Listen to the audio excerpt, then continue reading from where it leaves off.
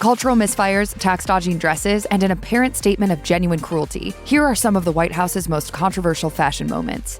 The White House dress code has seen many iterations over the decades. In fact, it tends to vary depending on the administration. Because it has generally become more relaxed in modern administrations, you'll see some presidential family members wearing once unthinkable styles, including sporting pieces that show some skin. Though a stricter dress code is still in place for some events at the White House, plenty of other moments allowed presidential family members more discretion in choosing their own outfits. This, however, has led to some controversial fashion moments. Take Melania Trump's recent appearance at Rosalind Carter's memorial service, for example, which saw the ex-First Lady criticized for dressing inappropriately. This wasn't the first time Melania has been accused of dressing inappropriately either. You probably remember the time she was spotted wearing a Zara jacket that said, "I really don't care, do you?" on the back. As if donning that piece wasn't bad enough in the first place, she chose to wear it to none other than a detention center for migrant children back in 2018. I literally thought it was a joke. And while everyone is all about sustainability nowadays, repeating outfits used to be a serious fashion faux pas, especially for First Ladies. While this blue and gold gown was a stunning choice for Rosalind Carter to wear to her husband's inaugural ball, for many, the tastefulness of the gown took a backseat to the fact that she'd already worn it to public events, twice. Meanwhile, Ivanka Trump's inappropriate outfits have been numerous. Though there's nothing blatantly inappropriate about this piece at first glance, context means everything. In this case, Ivanka wore it to a banquet at Buckingham Palace, a strictly black tie affair. As a result, Ivanka received a lot of public criticism for wearing a dress deemed too informal for such an occasion. For her part,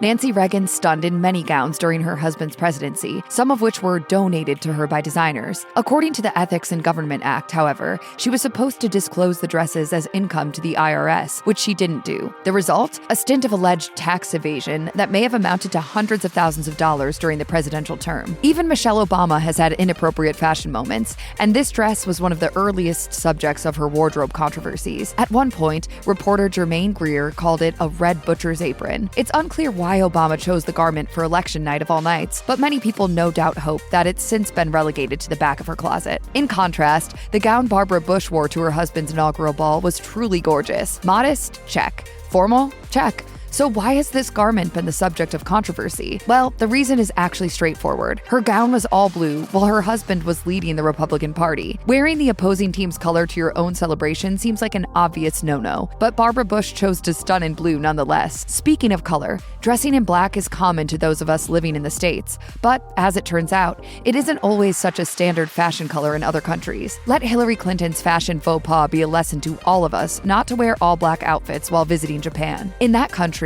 black clothing can symbolize mourning and misfortune, which could have made Clinton's fashion choices confusing at best and an unintended snub at worst when she visited the country in 1996. And finally, what's a First Lady's worst nightmare? Probably what happened to Laura Bush in 2006. There's clearly a reason First Ladies tend to order custom dresses for important events, and it's to avoid exactly this. Bush showed up to the Kennedy Center honors in the same gown as 3 other women. Apparently, she wasn't the only one who loved the off-the-rack Oscar de la Renta number. Though she quickly changed outfits, the damage was done. And this is a fashion faux pas that will live forever in the public eye.